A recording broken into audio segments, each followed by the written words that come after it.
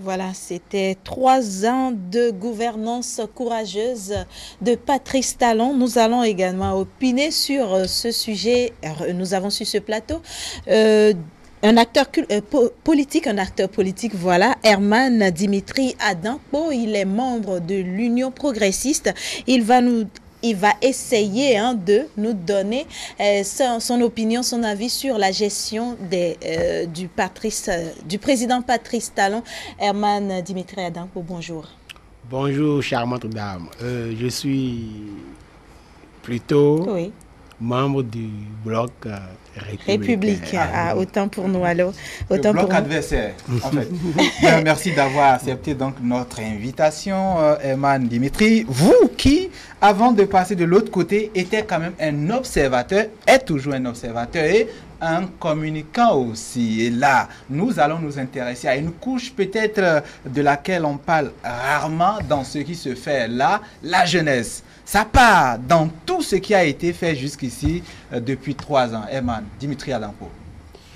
Je crois que avant d'aller dans le fond des sujets, de parler de la jeunesse, je voudrais reconnaître avec tout le monde que la première chose à retenir de la gestion de Patrice Talon, le premier bilan, c'est l'homme lui-même. Son courage, l'étendue de sa culture, sa sérénité et sa volonté d'aller de l'avant. Ça aussi, c'est un bilan. Pour diriger un pays, pour être un chef d'État, il ne suffit pas de savoir mettre de gros boubous, de jolis costumes. Il faut en avoir dans la tête. C'est une chance pour le Bénin.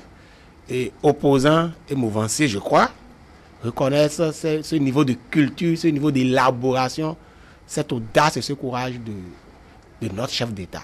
Je voudrais le dire. La fidélité à soi malgré... Voilà, malgré les vicissitudes, malgré les intempéries, il fonce. C'est ça un chef.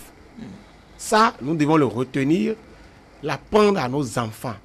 C'est un bilan pour moi, je tiens à le dire. Maintenant, la jeunesse, quelle est sa part dans ce qui se fait? Qu'est-ce qu'elle peut espérer par rapport à ce qui se fait et quel est son avenir? Je dois commencer par dire que je suis une matérialisation de ce que la jeunesse... Avant même qu'on y arrive, puisque vous avez déjà commencé par, on va dire, un peu faire le bilan de la personne elle-même, du président lui-même. Alors, oui, pourquoi pas, allons-y d'abord à votre égard sur les grands chantiers. D'abord, avant de revenir sur la jeunesse. Les grands chantiers, je vais vous surprendre une fois encore, le premier grand chantier, c'est l'assainissement de l'administration et des finances publiques. Que vous soyez rouge ou noir, blanc ou noir aujourd'hui, on reconnaît tous que les finances publiques ont été assainies et que le paysage de l'administration a été refait et mis sur orbite, mis sur la route de développement. Aujourd'hui, il n'est pas donné à quiconque d'aller au boulot en retard. Aujourd'hui, il n'est pas donné à quiconque de réclamer les dessous de table pour rendre un service.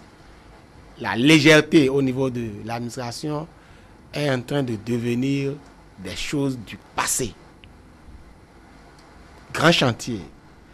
Je ne sais pas s'il faut parler d'asphaltage, où l'aveugle commence à voir et le sourd commence à entendre. Le muet même commence à parler. Et ce n'est que la première phase. Je me rappelle que des soi-disant politiciens, de grands analystes avaient démontré par A plus B dans les médias et sur les réseaux sociaux que le montant de 900 milliards était utopique. On a démontré par rapport aux revenus du Bénin que l'asphaltage est un rêve irréalisable. Je crois qu'aujourd'hui, le Béninois de Holi, le Béninois de Parakou, de Natitengu, d'Abomey ou de Cotonou, c'est que c'est un rêve réalisable, c'est un rêve qui se réalise déjà. Voilà un chantier. L'eau potable. Moi, je n'avais jamais su que dans ce pays, nous souffrons si cruellement de la fourniture d'eau potable. Aujourd'hui, il y a des centaines, je dirais des milliers de forages qui se font. On a mis plusieurs centaines de milliards dedans. C'est visible.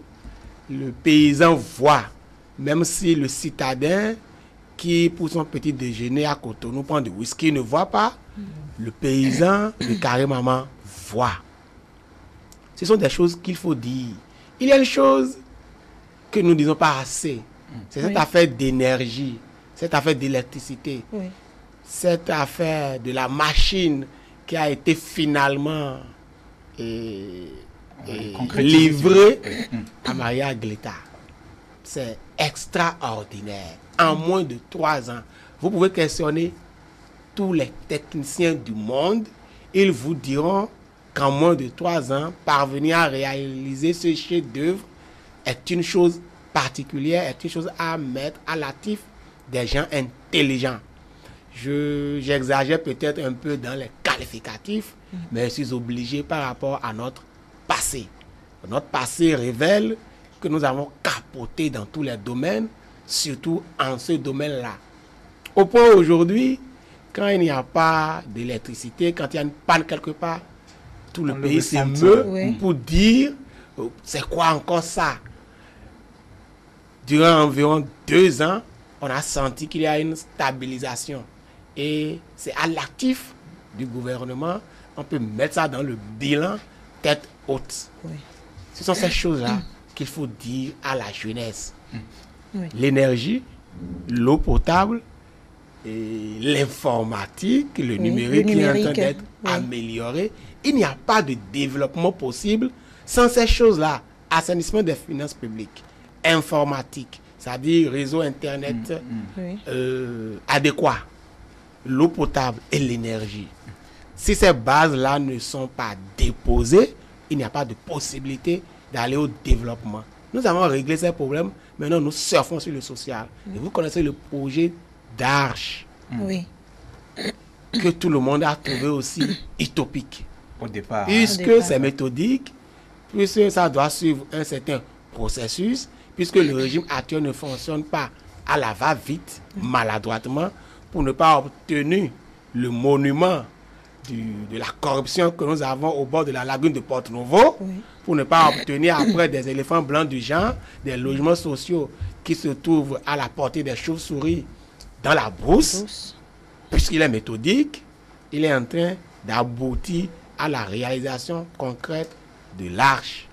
Ces choses, il faut le dire, et sortir souvent de la passion, de la politicaillerie, du bavardage impromptu, de la phraséologie. Le Bénin est politiquement périmé, théoriquement dégradé. Il faut aller au concret. Nous sommes en face du concret, du point de vue du sport. Regardez comment cela se fait. Allez observer les stades dans nos villes. Les stades sont en construction. Puisqu'on ne peut pas parler de football, on ne peut pas parler de sport sans les infrastructures qu'il faut. Il est parti de là. On appelle ça de la méthodologie, du savoir-faire, du savoir-être, du faire savoir. Voilà, mon cher ami. Voilà, alors quand on vous entend, il y a effectivement des éléments, mais les jeunes comme vous, vous êtes jeunes, vous arrivez à lire tout ça. Les jeunes comme vous, est-ce qu'ils sont nombreux à être d'avis? Est-ce qu'ils sont nombreux à lire les mêmes signes?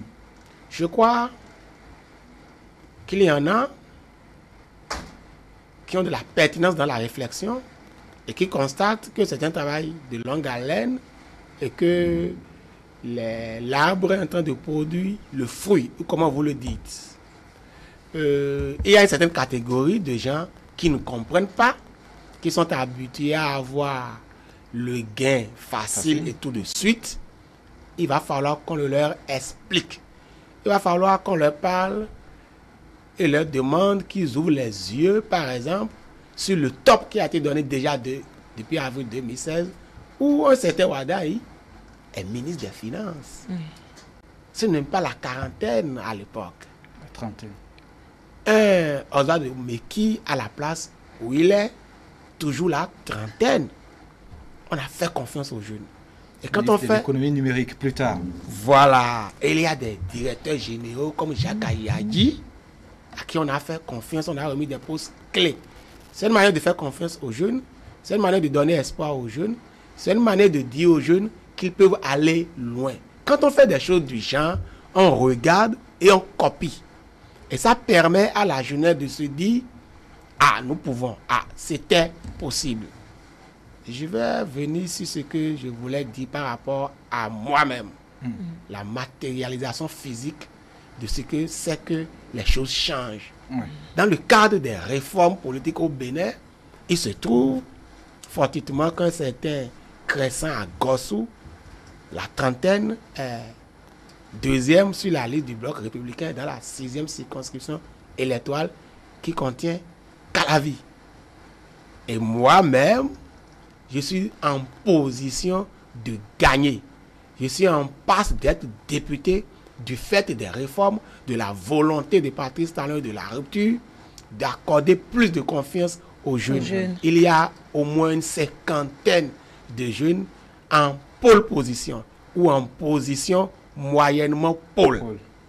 Et c'est ça qui fait qu'on peut dire aujourd'hui qu'il y a de l'espoir par rapport à la jeunesse.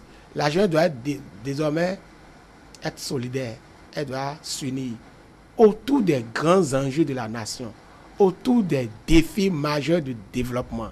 Elle doit sortir de la phraséologie, comme je le disais, de la théorie, regarder les dossiers en face et les traiter comme tels.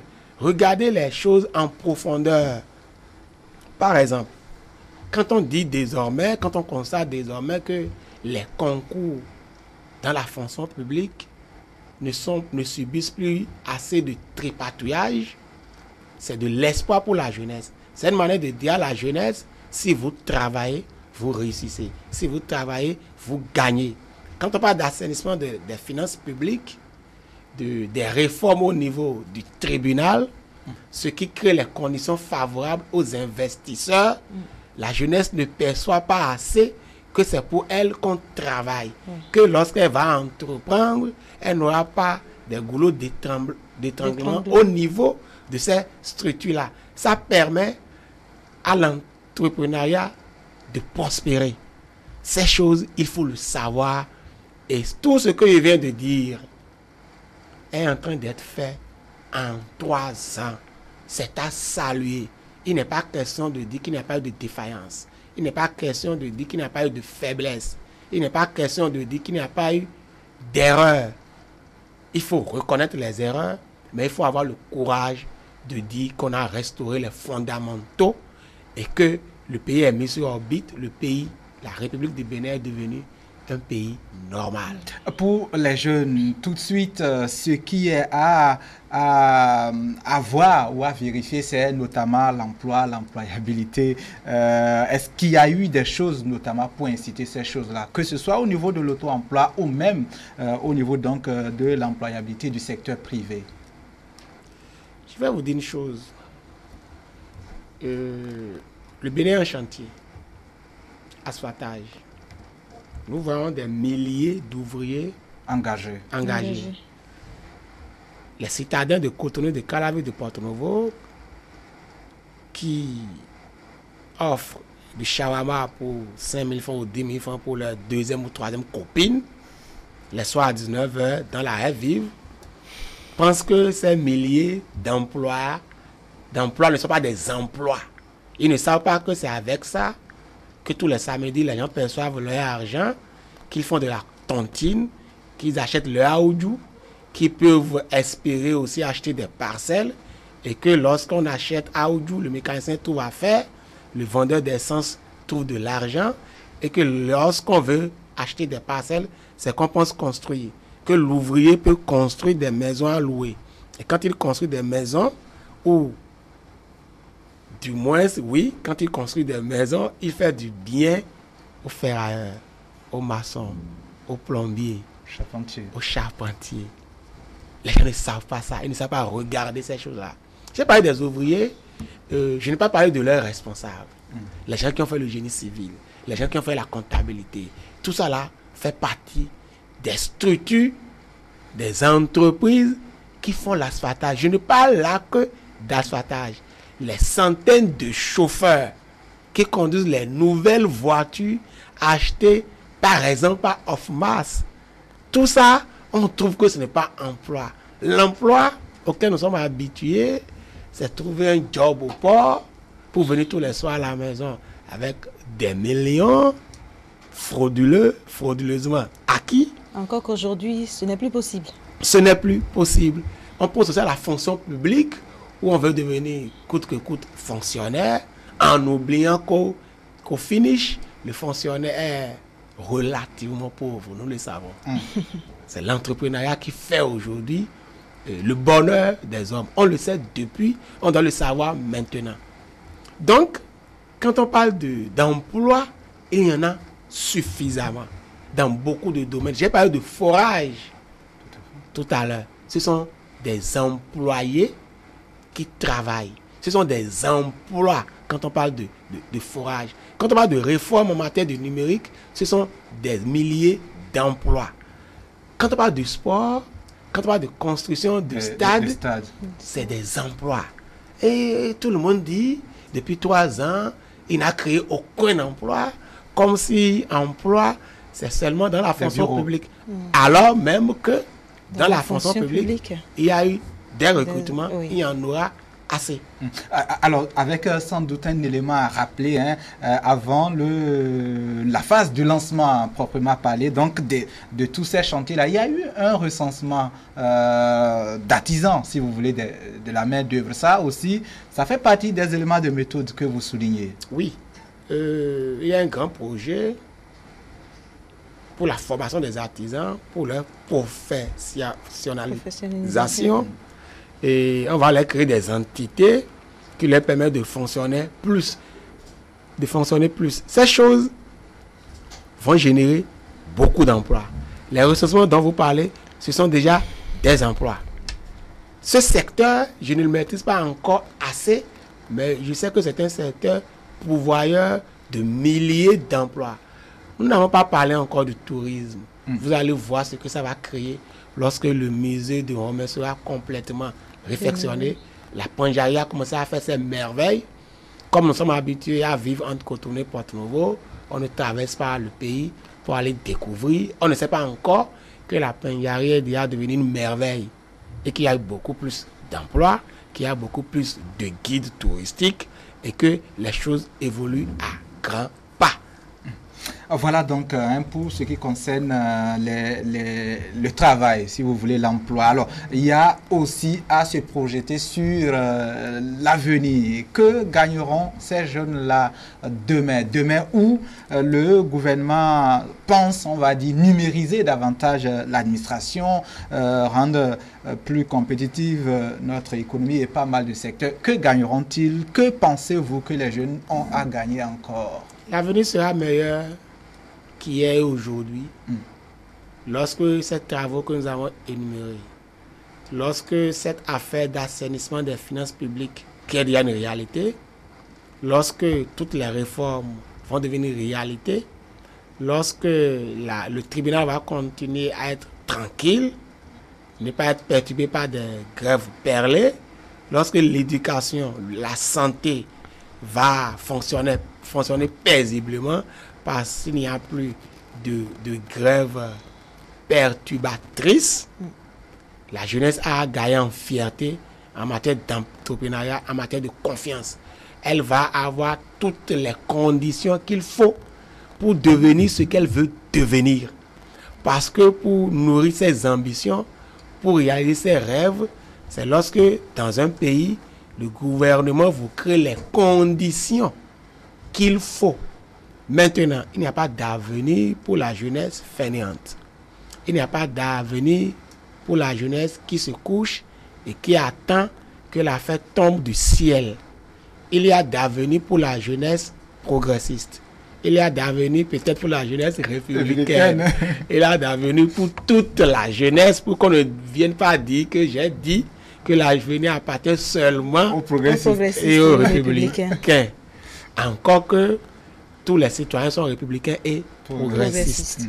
Donc, il n'y a pas d'avenir pour les jeunes qui peuvent s'acheter un portable de 450 000 francs et qui souffre d'emploi sans savoir qu'avec 100 000 francs, on peut monter une petite entreprise à 3 et faire prospérer son avenir et gagner sa vie.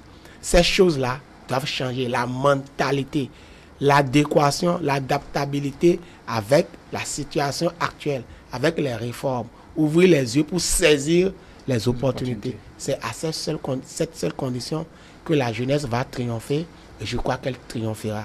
La jeunesse béninoise va rebondir et elle rebondira plus haut et plus loin. Vous commenciez par le souligner, Herman Dimitri Adankpo, la politique, la jeunesse, elle a toujours été spectatrice, pour ne pas dire que par endroit on l'appelle à orner les lieux, en tout cas politiques. Vous dites que il y a de plus en plus de la place à prendre, mais même là encore, il faut une jeunesse stratégique entreprenante.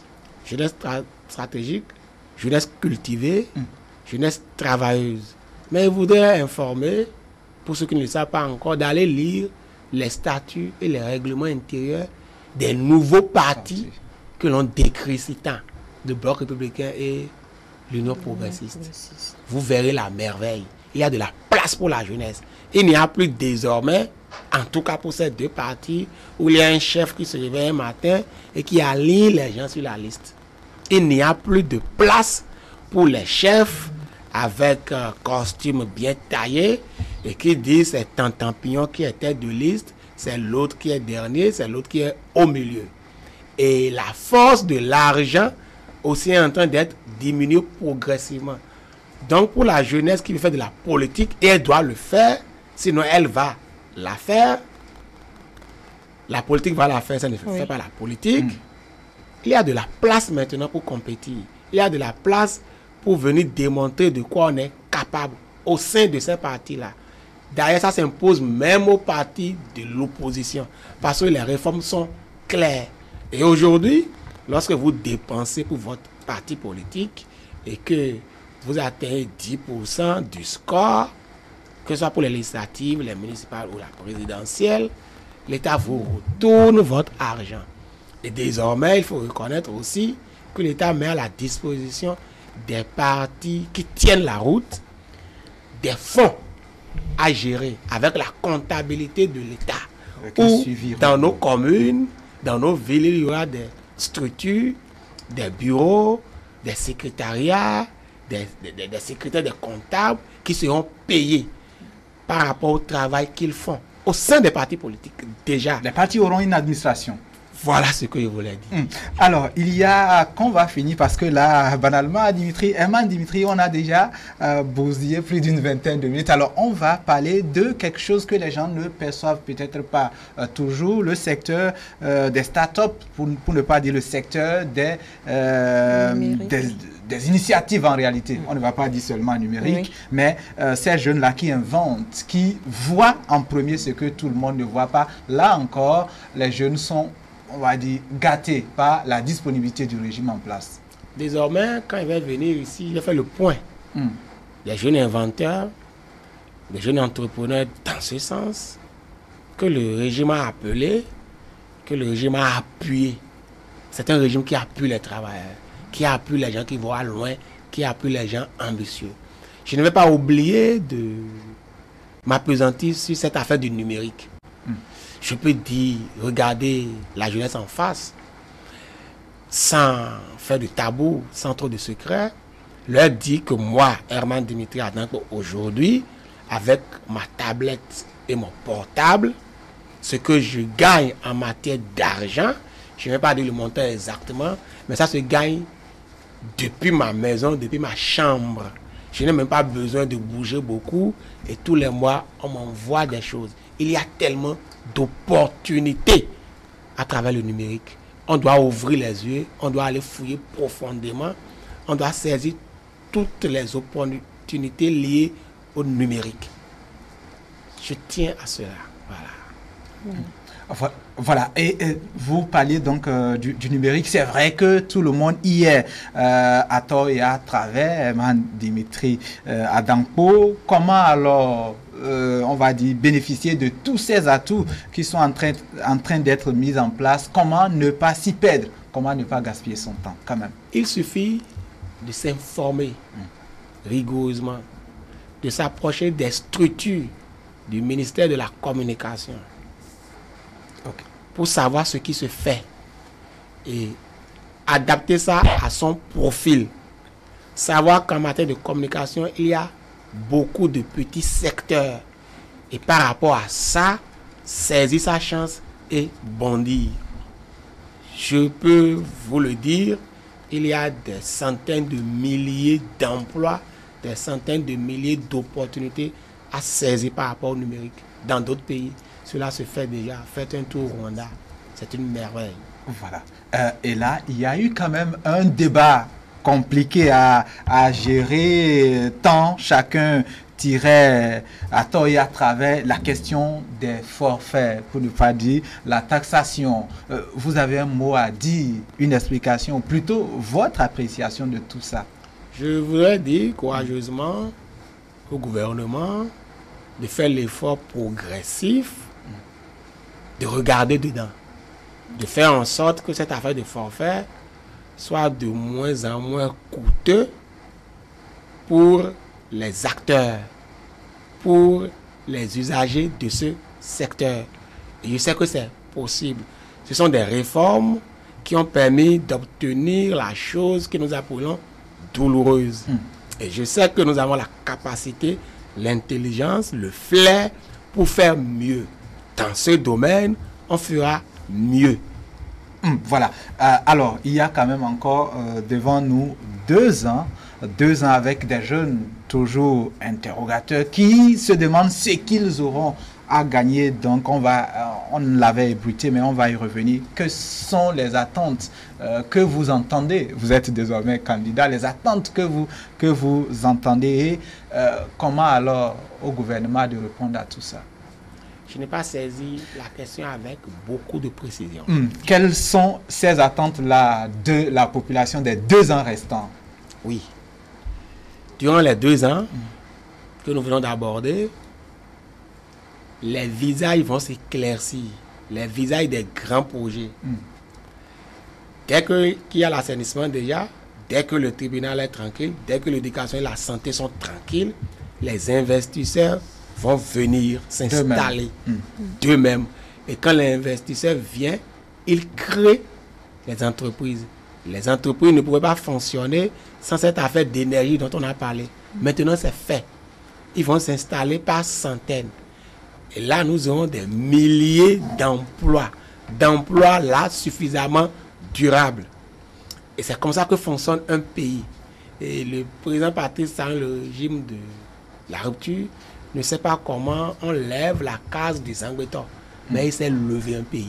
Voilà. Et c'est ce que nous voyons. Alors maintenant, on va revenir, disons pratiquement à vous, la candidature, on va en parler, mais avant les médias, la liberté de presse pendant ces 3 dernières années, comment est-ce que ça s'est vécu? C'est un monde que vous connaissez, la presse, la liberté, appréciation. La liberté de presse est un travail de veille permanente. C'est un travail de vigilance permanente. Mais si vous questionnez votre portable tout à l'heure sur la toile, vous verrez qu'il y a la liberté de presse. Si vous allez dans les kiosques aujourd'hui, vous allez lire les journaux, vous faites une idée de ce que c'est que la liberté de presse au Bénin, grosso modo. Tout le monde sait que la presse au Bénin est libre. Elle est libre. Elle n'est peut-être pas excellemment libre, mais elle est libre. Et par rapport à un pays démocratique, nous tenons la barque, nous tenons la route. Nous sommes sur la bonne voie. Il y a peut-être de petits problèmes qui n'agissent pas sur la globalité des choses. La liberté de la presse au Bénin est une réalité. Alors, revenons à votre candidature. Il faut mobiliser les jeunes dans une circonscription pas facile. Comment que vous vivez déjà cette nouvelle expérience? Nous avons une chance, nous autres. C'est que les aspirations profondes du peuple béninois et de la jeunesse entière, c'est le renouvellement de la classe politique et son rajeunissement. Cela n'a pas été fait de manière complète cette fois-ci, mais cela a été fait de manière progressive. On a commencé et c'est une satisfaction au niveau de la classe juvénile.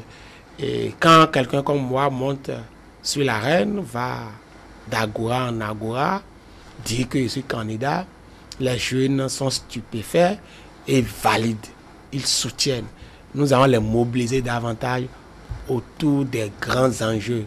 On va leur dire que l'avenir nous appartient, que nous sommes déjà demain, qu'un nouveau soleil brille. Ils savent que moi, personnellement, je suis l'incarnation d'une jeunesse courageuse. Moi qui ai commencé depuis le 6 avril à prôner le renouvellement de la classe politique et son rajeunissement, même peut-être en désaccord avec mes partenaires politiques, mes aînés.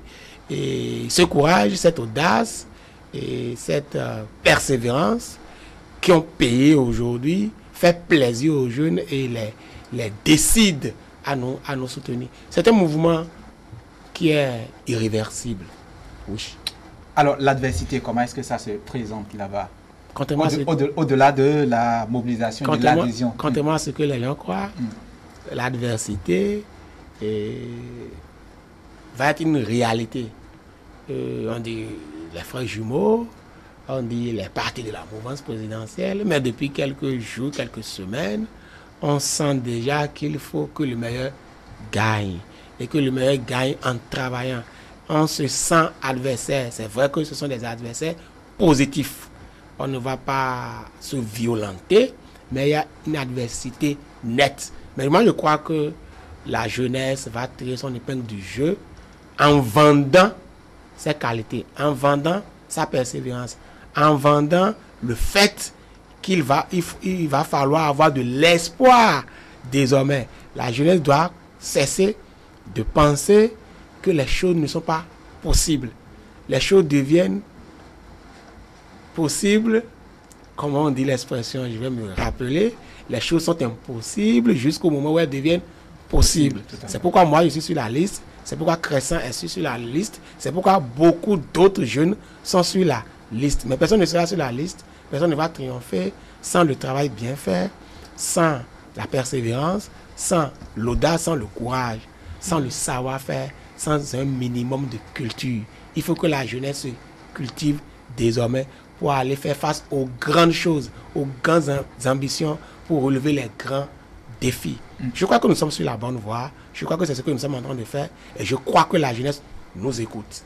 Il y a aussi quand même dans cette ambiance électorale, Eman Dimitri Adankpo, parfois des appels pratiquement à la déstabilisation, pour ne pas dire des appels un peu que certains, ceux qui ont de bon sens, ont mal à saisir quand on appelle pratiquement à la révolte et tout ça. Comment est-ce que les jeunes doivent se positionner face à de tels discours? C'est extraordinaire, les jeunes se sont déjà positionnés par rapport à à mon nouveau slogan. Ils sont déjà en harmonie. Je dis paix, amour, solidarité, fête. C'est cette base-là que nous allons en campagne. Paix, amour, solidarité, fête. Ce serait de l'épiphanie démocratique. Puisque nous sommes dans l'état de droit, nous sommes dans la démocratie. Nous avons piétiné aucun test pour être là où nous sommes. Et les populations comprennent. Je ne sais pas pourquoi on n'a pas ouvert le débat là pour une minute, pour qu'on explique que nous sommes dans la droite ligne de la démocratie et que tout se passe malgré quelques grincements de dents, comme cela se doit. Si quelque chose ne se passe pas bien, ça va être redressé. Mais globalement, par rapport à l'état de droit, nous sommes suffisamment assis pour regarder les adversaires en face. S'il y a d'autres sons de cloche, jouez-le pour que je réagisse.